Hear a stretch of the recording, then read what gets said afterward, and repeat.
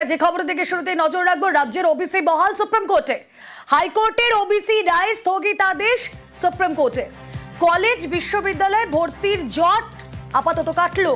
রাজ্যের ওবিসি তালিকায় স্থগিতাদেশ দেয় হাইকোর্ট।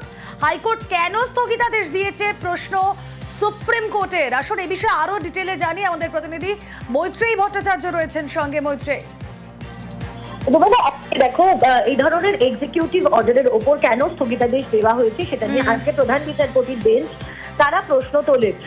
আজকে প্রধান বিচারপতির বেঞ্চে ওবিসি মামলার শুনানি শুরু হয়েছিল এবং সেখানে বিরোধী পক্ষদের তরফ থেকে তাদের যুক্তি ছিল যে নতুন যে ওবিসি তালিকা রাজ্যের তরফ থেকে তৈরি করা হয়েছে সেটাও সম্পূর্ণ নয়, প্রসেস আন্ডারগোয়িং রয়েছে এবং সেই পরিস্থিতিতে দাঁড়িয়ে তড়িঘড়ি লিস্ট তালিকা প্রকাশ করা হয়েছে। কিন্তু সেই যুক্তি মানতে চায়নি প্রধান বিচারপতির বেঞ্চ। তাদের বক্তব্য যে ব্যাকওয়ার্ড ক্লাসেস কমিশন যখন তারা একটি তালিকা প্রকাশ করেছেন তারা একটা নির্দিষ্ট নিয়ম মেনেই তারা করেছেন, ফলে সেখানে দাঁড়িয়ে যে নতুন তালিকা প্রকাশ করা হয়েছে তাতে স্থগিতাদেশ দেওয়ার কোনো মানে নেই। এবং একই সঙ্গে প্রধান বিচারপতির বেঞ্চ তিনি জানিয়ে দিয়েছেন যে হাইকোর্টের প্রধান বিচারপতিকে নির্দেশ দিচ্ছেন তারা একটি নতুন বেঞ্চ গঠন করতে, যে বেঞ্চ এই মামলার শুনানি করবে এবং 6 থেকে 8 সপ্তাহের মধ্যে এই ওবিসি মামলার নিষ্পত্তি করবে।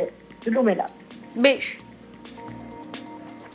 ওবিসি মামলায় সুপ্রিম নির্দেশকে স্বাগত জানিয়েছেন ইতিমধ্যেই তৃণমূল সাংসদরা। দোলা সেনের বক্তব্য আপনাদের শোনাবো। রাজ্যের ওবিসি বহাল সুপ্রিম কোর্টে। হাইকোর্টের ওবিসি রায় স্থগিতাদেশ সুপ্রিম কোর্টের। কলেজ বিশ্ববিদ্যালয়ে ভর্তির জট কাটলো। রাজ্যের ওবিসি তালিকায় স্থগিতাদেশ দেয় হাইকোর্ট। প্রশাসনিক সিদ্ধান্তে স্থগিতাদেশ নিয়ে প্রশ্ন সুপ্রিম কোর্টের। তৃণমূল সাংসদরা ইতিমধ্যেই সুপ্রিম এই নির্দেশকে স্বাগত জানিয়েছেন। ভালো খবর এবং এটাকে আমরা ওয়েলকাম করতে চাই। আইন এবং বিচার ব্যবস্থার উপর আমাদের ভরসা আছে।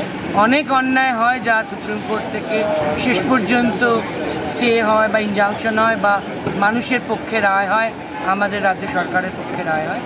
গত 4-5 বছর যদি মনে করেন, আমাদের রাজ্য সরকারের বহু সিদ্ধান্ত, এক্সিকিউটিভের সিদ্ধান্ত তো মুড়ি মুড়কির মতন কলকাতা হাইকোর্ট বানচাল করে, আর ফাইনালি আবার সেই বানচাল করা রায়গুলো সুপ্রিম কোর্টে এসে খারিজ হয়ে যায়। এই জিনিস আমরা এর আগেও দেখেছি, ওবিসির ক্ষেত্রে আবারও সেটা হলো।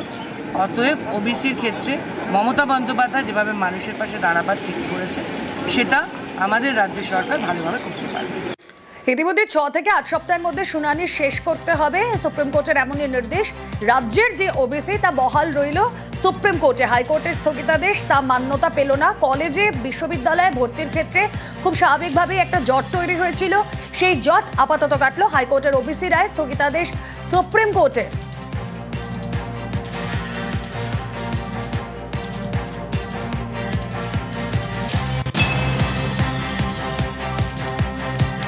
ছ থেকে 8 সপ্তাহের মধ্যে শেষ করতে হবে শুনানি। নতুন বেঞ্চ গঠন করতে হবে এবং তারপরে শুনানি শেষ করার পরামর্শ সুপ্রিম কোর্টে।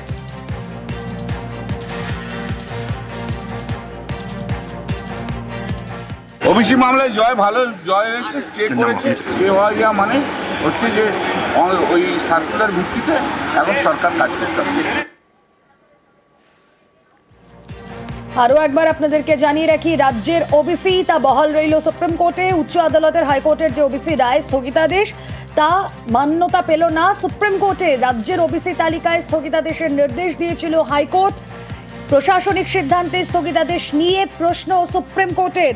কলেজ বিশ্ববিদ্যালয়ে ভর্তির ক্ষেত্রে জট তৈরি হবে, কেন এই ধরনের স্থগিতাদেশ তা মান্যতা পায়নি সুপ্রিম কোর্টে। হাইকোর্টের নির্দেশ মান্যতা পেল না সুপ্রিম কোর্টে। রাজ্যের ওবিসি বহাল সুপ্রিম কোর্টে। খুব স্বাভাবিকভাবেই তৃণমূল সাংসদরা এই সিদ্ধান্তকে, সুপ্রিম এই নির্দেশকে স্বাগত জানিয়েছে।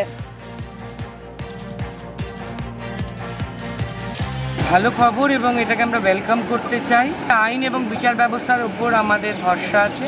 অনেক অন্যায় হয় যা সুপ্রিম কোর্ট থেকে শেষ পর্যন্ত স্টে হয় বা ইনজাংশন হয় বা মানুষের পক্ষে রায় হয়, আমাদের রাজ্য সরকারের পক্ষে রায় হয়।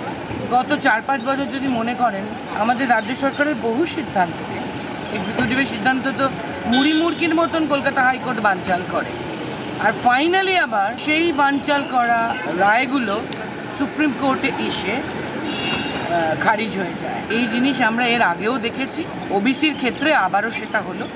অতএব ওবিসির ক্ষেত্রে মমতা বন্দ্যোপাধ্যায় যেভাবে মানুষের পাশে দাঁড়াবার ঠিক করেছে, সেটা আমাদের রাজ্য সরকার ভালোভাবে করতে পারবে। ওবিসি মামলায় ভালো জয় হয়েছে, স্টে করেছে। স্টে হওয়া যাওয়া মানে হচ্ছে যে ওই সার্কুলার ভিত্তিতে এখন সরকার কাজ করতে হবে।